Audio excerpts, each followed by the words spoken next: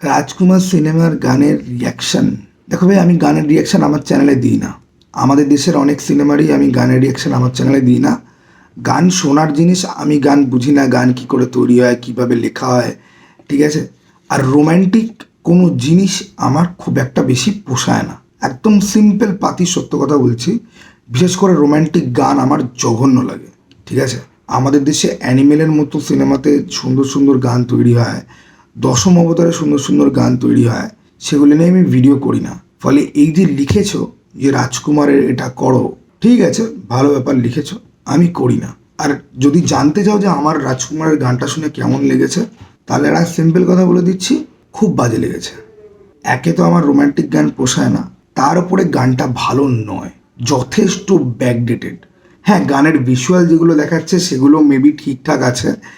আমেরিকাতে গিয়ে নাচন কোদন আমাদের বলিউডের লোকেরাও করে, আমাদের টালিগঞ্জের লোকজনও করে। আমেরিকায় গিয়ে নাচন কোদন ওই টাইম স্কোয়ারের সামনে ওই সব দেখে ইমপ্রেস হওয়ার জন্য যেই ধরনের মানসিকতার লোক হতে হয়, আমি সেই ধরনের মানসিকতার লোক নই। হিরো হিরোইন নাচ করবে, নাচতে নাচতে প্রেম করবে, ভালোবাসা নিবেদন করবে, এই ভালোবাসার জিনিসটাই আমার অসহ্য এবং অকথ্য একটা জিনিস লাগে, ঠিক আছে। আর এই সমস্ত জিনিস তো পোষাই না, ওকে।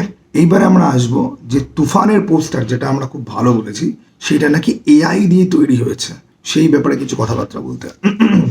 তুফানের পোস্টার এআই দিয়ে তৈরি হয়নি, কারণ আজকাল এআই দিয়ে তৈরি হয়েছে কি হয়নি এরকম ডিকোড করার পর্যন্ত সফটওয়্যার রয়েছে। তো এআই দিয়ে তৈরি করা হয়নি, তার কারণ হচ্ছে গিয়ে যে গলার লাইন, চুলের লাইন, অনেক জিনিস ম্যাচ করার রয়েছে।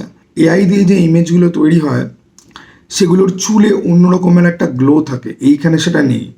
আর হাতের বাঁ হাতের আঙুল, যেটা নিয়ে সব থেকে বেশি কথা হচ্ছে, আমার মনে হয় ওটা ম্যানুয়ালি এডিট করতে গিয়ে কেউ কিছু ভুল করেছে, না তো কি এআই এর, ঠিক আছে। কারণ এআই দিয়ে এই যে পেছনে যে চেয়ার, যেই চেয়ারের উপর সাকিব খান বসে রয়েছে না, সেই চেয়ারের ওই রকম টেক্সচার পাওয়া যাবে না এই মুহূর্তে। অ্যাটলিস্ট আমি এআই জেনারেটেড ইমেজ প্রচুর দেখেছি এবং নিজেও এআইতে ছবি জেনারেশনের কাজ করেছি। তো পেছনের চেয়ারের যে টেক্সচার, সেটার সাথে বডিটা মিশেছে যেইভাবে, তোমরা এজ লাইনগুলোকে খেয়াল যদি করো, এটা এআইতে করা নয়, ওকে। ফটোশপ হয়তো হতে পারে, বাট এটা ফটোশপেও যদি করতে যদি হয়, অত্যন্ত স্কিলফুল ফটোশপের লোকজন লাগবে। এখন আলফা এআই, চরকি, এসডিএফ আছে, ইট ইজ ওকে।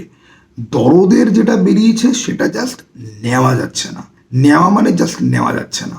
যাই হোক, এবার এই এআই এর টপিক ফপিক নিয়ে কথাবার্তা শুনলাম বলেই আমাকে মনে হলো যে একটা ভিডিও বানানো উচিত, কারণ এআই এর ব্যাপারে কিছু জ্ঞানগম্যি, বিশেষ করে এই ফটো ইমেজ এডিট ফেডিট এই ব্যাপারে আমার একটুখানি আছে। আর মিমি চক্রবর্তীর একটা লুক বেরিয়েছে, ওটা খুব সিম্পল সাধারণ একটা লুক, বিশাল কিছু মাতামাতি করার মতো নয়, কাইন্ড অফ এই লুকটার মতনই একটা লুক। এইটা পার্সোনাল পোস্টার হিসেবে বা পার্সোনাল লুক হিসেবে তো খুবই ভালো। তো মিমি চক্রবর্তীকেও মোটামুটি ঠিকঠাকই লাগছে। তো এই হলো গিয়ে ব্যাপার।